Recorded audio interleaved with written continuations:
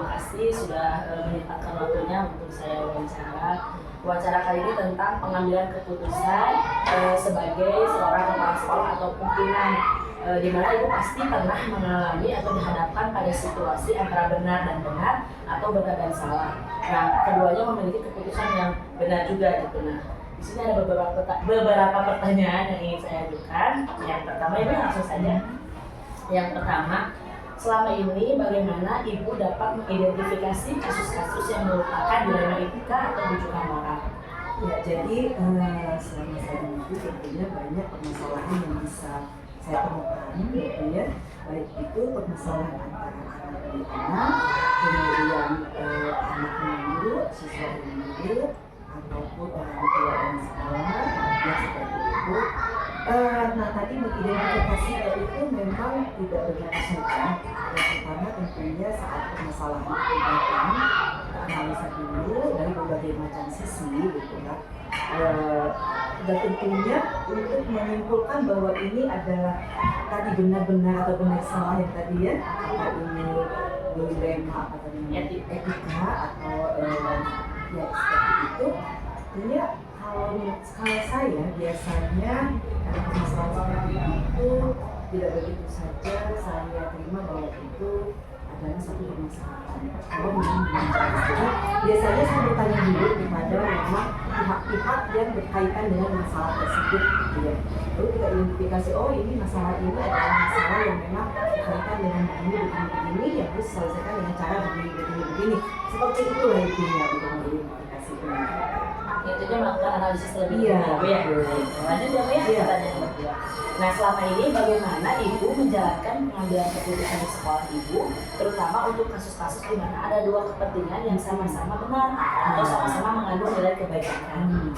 Jadi begini, yang paling terdekat saja masalah yang sekolah hadapi gitu, yang banyak pengaduan dari saya itu kemarin adalah permasalahan nilai kelas 9. Yang ini masalah nyata ya yang saya hadapi, di mana ada kepentingan sekolah, ada kepentingan siswa, kepentingan orang tua, yang dimana sekolah tentunya ingin siswa alumni atau siswa lulusan sekolah ini itu masuk ke sekolah negeri gitu ya, dan melalui jalur salah satunya tentunya dari orang tua. Nah, orang tua pun demikian, dilemanya di mana gitu ya tadi. Kita juga ingin yang terbaik buat anak, tapi ada dilema saat orang tua itu meminta satu hal. Memang itu untuk kebaikan anak gitu ya, tapi itu bakal menjadi satu permasalahan. Nah, di situ mungkin dimana saya harus berpikir dengan betul-betul apakah nanti masalah ini kalau saya ambil keputusan dengan salah itu bisa berakibat apa dan apa gitu ya. Jadi ini salah satu contoh saja dimana saya juga harus menganalisis dari berbagai macam aspek yang ada di sekolah, dari siswa, kemudian dari guru, dari orang tua dan lingkungan. Lingkungan itu jadi bukan hanya kita aja di sekolah, tapi juga dari pihak sekolah yang anak juga. Orang tua itu ingin menaikkan anaknya, nilai anaknya, itu kan memang itu betul tujuannya adalah untuk kebaikan anak. Tapi kan itu dilema ya, gitu ya. Bukannya kita tidak ingin membantu gitu, tapi kan itu sesuatu yang tidak seharusnya kita lakukan. Sekolah melakukan seperti itu. Pertentangan itu ada, gitu. Pertentangan jujur, pertentangan itu ada. Nolong gimana, tidak menolong gimana, gitu ya. Tetapi pada akhirnya harus berpatokan pada ya tadi ya, berpatokan pada kebenaran pada akhirnya seperti itu, dan kejujuran bahwa sesuatu yang tidak dilakukan tidak dengan benar awalnya, tidak dengan jujur awalnya, itu bisa berakibat tidak baik nantinya, seperti itu. Itu yang seperti itu. Dan menghadapi masalah real yang kemarin terjadi itu ya, begitu. Ya. Nah, berarti kira-kira langkah-langkah atau prosedur apa yang biasa ibu lakukan saat ini? Biasanya kalau ada permasalahan apapun itu, saya akan melakukan diskusi dengan rekan ya, dengan rekan guru, dengan bapak ibu guru, kemudian dengan wali kelas, kemudian dengan BK juga, dengan pihak-pihak yang terkait, baik itu orang tua ataupun siswa, itu mengatasi permasalahan siswa. Jadi kalau yang tadi contohnya apa, tentunya juga saya tidak bisa ambil keputusan itu saja. Saya diskusi dengan guru mata pelajaran, dengan wali kelas dan lain sebagainya. Permasalahan anak misalnya bullying, itu juga tentunya tidak bisa keputusan itu saya ambil pribadi, tapi kadang ambil sendiri ya, tetapi juga harus melakukan ya tadi menggali. Kita harus menggali informasi sebanyak-banyaknya dari berbagai pihak gitu ya, sehingga nanti hasil keputusan itu adalah memang yang terbaik bagi semuanya, dan harus bagi semuanya, tidak hanya untuk anak aja, sekolah juga harus, semuanya juga harus ikut baik seperti itu. Jadi kedepankan diskusi terlebih dahulu ya, betul. ya, sehingga kedepannya bisa menggali Betul. masalah yang menjadi Ya, permasalahan, ya bagaimana solusi yang terbaiknya gitu. baik.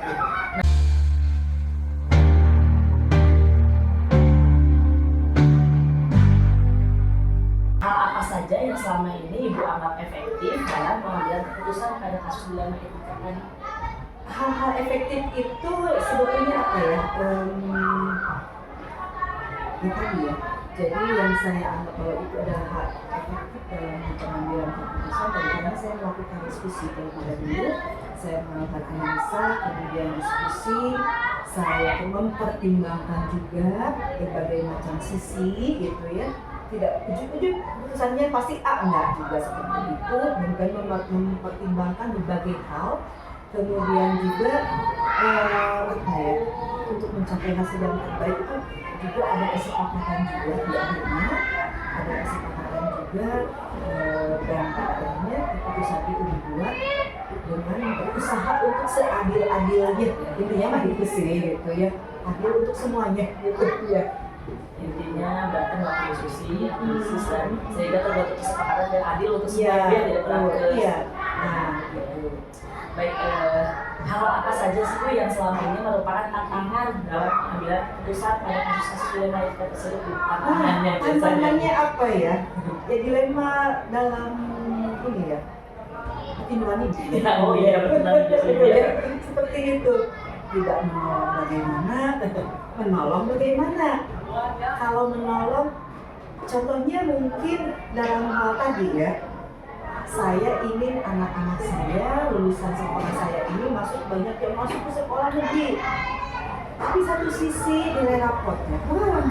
Nah, seperti itu.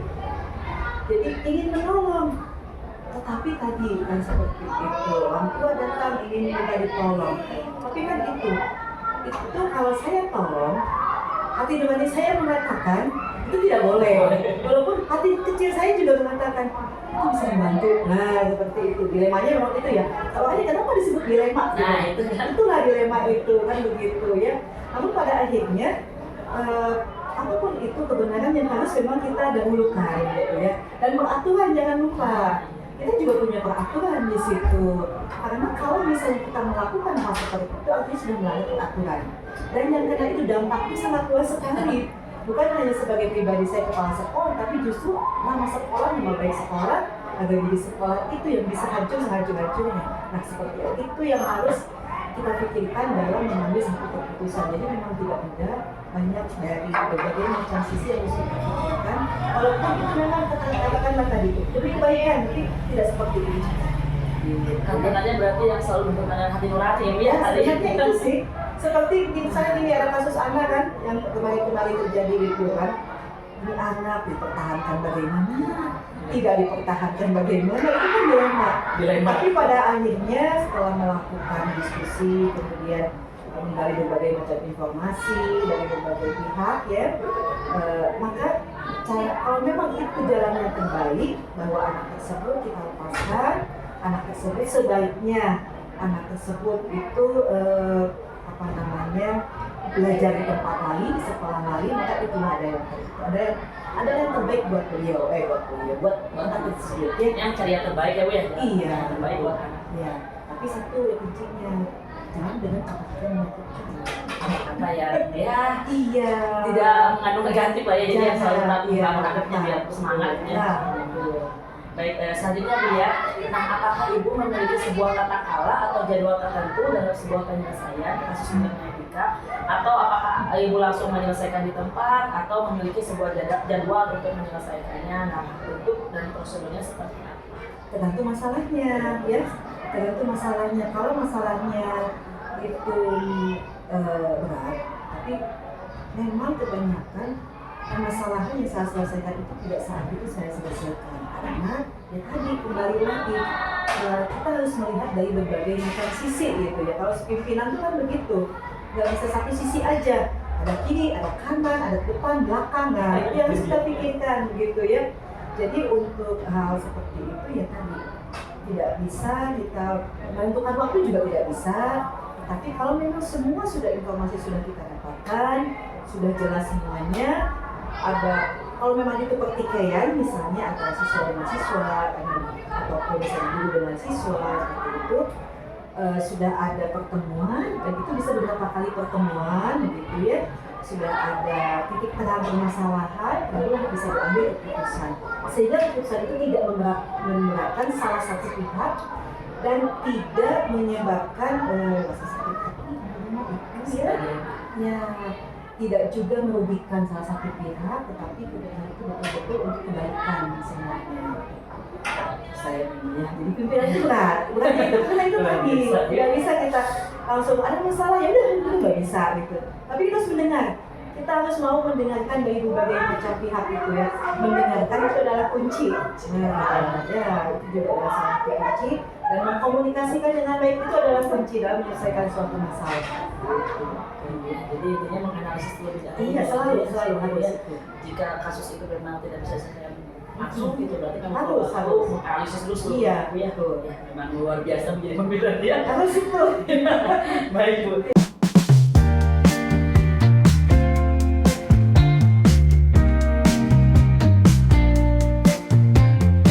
Selanjutnya, adakah seseorang atau faktor-faktor apa yang selama ini mempermudah atau membantu Ibu dalam pengambilan keputusan dalam kasus-kasus? Oh iya, faktor yang membantu, faktor-faktor yang membantu yaitu bahwa di sekolah ini guru-guru sangat kooperatif, ya. Kemudian dari BK juga sangat membantu sekali, kemudian dari berbagai bidang juga, dari kesiswaan juga, ya seperti itu memang sangat membantu, karena saya tidak bisa bekerja sendiri. Ya. Kalau orang per orang tentunya tidak bisa saya sebutkan satu persatu, tetapi karena ini adalah satu keluarga ya, satu kesatuan di dalam sekolah ini, di mana saya tidak akan pernah bisa menyelesaikan suatu masalah tanpa benar-benar bekerjasama dengan guru, gitu ya, baik itu wali kelas ataupun guru bapak pelajaran ataupun para wakil kepala sekolah dan BK juga, gitu. Jadi semuanya adalah hasil kerjasama yang ada di sekolah ini. Itu faktor penting ya, sehingga mempermudah semuanya ketika kerjasama sudah terjadi. Nah, terakhir Bu ini pertanyaannya, dari semua hal yang telah Ibu sampaikan, pembelajaran apa yang dapat Ibu petik dari pengalaman Ibu mengambil keputusan dari Pembelajarannya adalah kita harus hati-hati dalam mengambil keputusan, ya. Tidak boleh gegabah, tidak boleh rasa kusut, biarlah pelan, tetapi hasilnya hasil yang terbaik untuk semuanya, gitu ya. Bukan pelan itu bukan diangkat ya, bukan didiamkan, tetapi karena memang tadi harus melalui berbagai tahap kan. Ada tadi misalnya menggali informasi, kemudian analisa, kemudian melakukan pertemuan dan lain sebagainya. Itu kan salah satu tahap-tahapan untuk bagaimana mencapai keputusan. Tidak boleh juga kita memutuskan dalam keadaan kita sedang marah gitu kan. Jadi semua harus diputuskan dengan kepala dingin gitu. Tidak boleh terpancing emosi kalau ada masalah. Itu sadar. Ini pembelajaran yang luar biasa, kita harus hati-hati ya, sehingga keputusan yang diambil itu penuh kebaikan untuk semua dan adil intinya gitu ya. Itu. Insya Allah luar biasa Ibu ya, terima kasih banyak. Itu pembelajaran untuk guru muda ya. Insya Allah itu terima kasih juga, ini ilmunya luar biasa. Banyak sekali pembelajaran gitu ya dari hasil wawancara dengan Ibu. Terima kasih banyak Ibu. Mohon maaf sudah mengganggu waktu Ibu.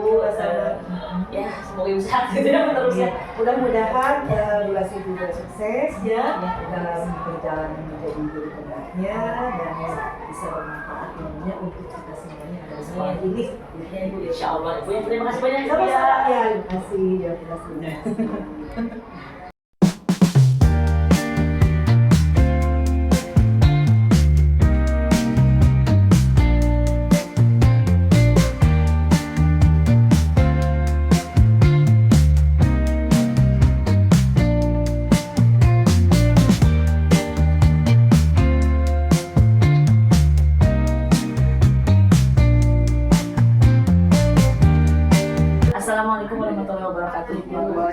Waalaikumsalam warahmatullahi wabarakatuh. Ya, selamat siang. Ibu mohon izin, saya meminta waktunya Ibu sebentar untuk melakukan wawancara terkait pengambilan keputusan. Sebagai seorang kepala sekolah atau pimpinan, tentu saja gitu ya, Ibu pernah dihadapkan pada situasi yang benar dan salah ataupun benar dan benar. Nah, keduanya juga pasti mempunyai atau menghasilkan keputusan yang benar juga gitu ya. Dan nah, di sini ada beberapa pertanyaan yang ingin saya sampaikan kepada Ibu.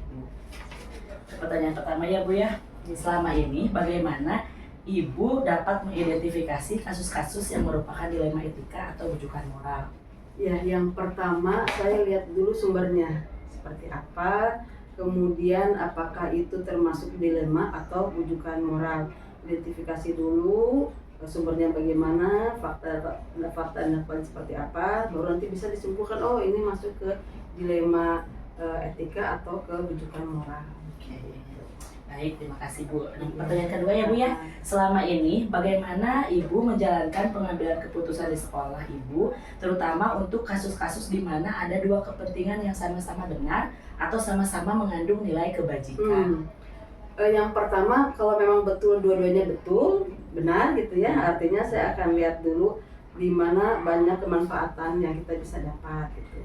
Jadi kadang-kadang memang ada suatu kondisi di mana kita dihadapkan pada sama-sama benar nih kondisi ini, tapi kita akan lihat juga ketika pengambilan keputusan itu apakah mana manfaat yang lebih banyak atau lebih besarnya, itu yang diambil sebagai keputusan. Artinya memang banyak kepentingan yang kalau kita lihat sama-sama benar, tapi kita akan lihat manfaat untuk lainnya seperti apa. Ini insya Allah besok ditambah. Lanjut ya Bu ya.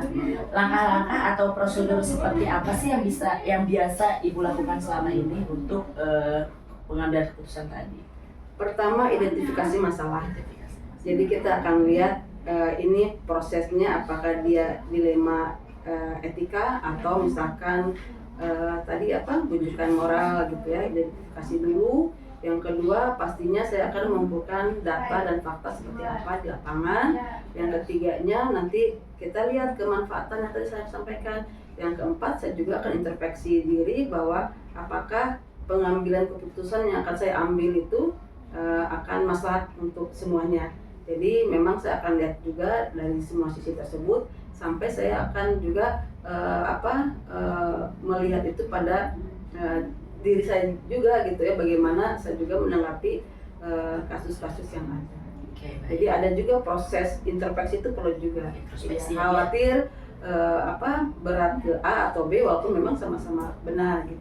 Intinya dicari dulu datanya, Betul, dikumpulkan dulu data, faktanya, fakta. introspeksi diri ya Bu ya. Betul. Baik, lanjut ya Bu ya. Hal-hal apa saja yang selama ini Ibu anggap efektif dalam pengambilan keputusan pada kasus-kasus dilema etika? Yang paling efektif itu pada saat ketika ada kasus kita bermuara pada fakta dan data, itu yang paling efektif. Karena kalau misalkan melalui rasa, feel dan sebagainya kadang-kadang khawatir itu tidak objektif, makanya yang paling efektif itu adalah fakta dan data, di mana ketika ada yang tidak suka ataupun misalkan merasa keberatan dengan keputusan yang saya ambil, biasanya data dan fakta itu yang bisa berbicara. Jadi lebih kuat ya Bu Ya. ya mengambil keputusan ketika sesuai dengan fakta dan data yang Betul. ada. Ya, baik Bu.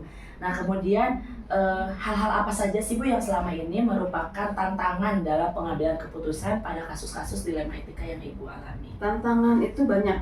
Kalau dari kepala sekolah sendiri sebetulnya kita bisa lihat dari 7 manajemen. Tantangan itu ya bisa dari peserta didik, dari kurikulum, dari pembiayaan, dari tendik, kemudian dari layanan khusus, humas, yang satunya lagi tentang udah 7 ya tadi ya. Iya, ya, intinya 7 hal yang manajemen banget ya Bu ya, yang menjadi tantangan. Tantangan, betul. Nah, apakah Ibu memiliki sebuah tata kala atau jadwal tertentu dalam sebuah penyelesaian kasus dilema etika? Apakah Ibu langsung menyelesaikan di tempat atau memiliki jadwal untuk menyelesaikannya, misalnya bentuk atau prosedur seperti apa yang Ibu jalankan? Pastinya saya lihat dulu kasusnya seperti apa. Kalau memang kasus tersebut harus segera selesaikan, kita selesaikan. Tapi ada juga hal-hal yang mungkin kita pending dulu untuk menenangkan, untuk mencari data dan fakta, itu perlu juga. Jadi kita lihat dulu kasusnya seperti apa. Kalau memang perlu diselesaikan pada saat itu kita selesaikan. Kalau perlu waktu ya kita bisa pending. Berarti tergantung kasus yang Ya. terjadinya ya Bu ya, Ya. kasus yang terjadi seperti apa, apakah bisa ditunda Ya. ataupun harus diselesaikan Ya. dengan cepat. Baik. Nah, adakah seseorang atau faktor-faktor apa sih Bu yang selama ini mempermudah atau membantu Ibu dalam pengambilan keputusan dalam kasus-kasus dilema etika? Yang pasti adalah orang terdekat. Orang terdekat itu diantaranya manajemen, para wakil. Kemudian ada guru-guru yang berhubungan langsung terkait kasus tersebut, atau misalkan bisa juga kalau di sekolah itu sebetulnya wali kelas itu kan bagian dari manajemen ya. Artinya ketika ada kasus siswa berarti kita ambil sumbernya dari wali kelas dan sebagainya. Jadi untuk faktor-faktor apa saja yang terkait itu yang pasti ya orang-orang terdekat lingkungan ya, Kapolsek, manajemen, wali kelas, guru dan sebagainya, ditambah juga dengan lingkungan-lingkungan. Bisa jadi mungkin selain yang ada di lingkungan terdekat guru dan sebagainya, mungkin siswa, orang tua dan Intinya melibatkan banyak orang ya Bu ya, Iya. sehingga menjadi dapat cepatlah menuntaskan mungkin kasus dilema ini. Kemudian ini terakhir ya Bu ya, Ya, dari boleh. semua hal yang telah disampaikan, kira-kira pembelajaran apa yang dapat Ibu petik dari pengalaman Ibu mengambil keputusan? Yang pertama harus hati-hati. Karena kalau misalkan kita terburu-buru tidak sesuai dengan fakta data, itu khawatir jadi bumerang juga. Jadi yang pertama kehati-hatian, yang kedua jangan lupa, tadi berulang kali saya bilang bahwa fakta data itu perlu sekali, karena ketika banyaklah yang namanya keputusan itu tidak hanya menyenangkan satu pihak dua pihak ya, pasti ada juga yang tidak suka. Data fakta ini bisa mewakili kita ketika kita akan berbicara. Kehati-hatian, fakta data, kemudian yang berikutnya dukungan dari objek-objek yang mendukung penyelesaian dari kasus tersebut. Jadi, alhamdulillah Bu ya, banyak sekali yang pelajaran yang bisa saya ambil dari wawancara dengan Ibu. Terima kasih banyak Ibu sudah menyempatkan waktunya. Semoga Ibu sehat-sehat. Amin, amin. Ya, Amin. selamat siang Ibu ya. Assalamualaikum. Waalaikumsalam.